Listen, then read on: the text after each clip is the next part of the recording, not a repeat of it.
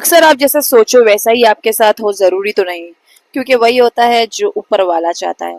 मेरी गाड़ी का टायर हो गया था पंक्चर और उसको मैं फिक्स कर रही थी, हमें जाना था कहीं और, लेकिन बोलते हैं ना, अल्लाह ने आपकी ज़िंदगी में अगर मुश्किलात देते हैं तो आसानियाँ भी दे देते हैं। अगर रास्ते में होता तो पता नहीं मैं कहाँ पर फिक्स करती।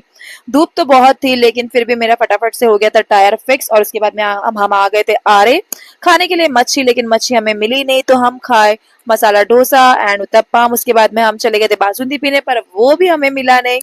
तो फिर हम आ गए थे घर और घर पे आने के बाद में मैंने बनाई बहुत ही मस्त टेस्टी सी कॉफी।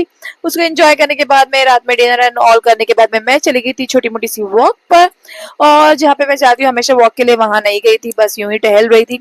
उसके बाद में घर पे आने के बाद में की ऑफिस की तैयारी और फिर थोड़ी सी मस्ती की अपने भाई के साथ, क्योंकि जिसकी मस्ती जिंदा है उसी की हस्ती जिंदा है।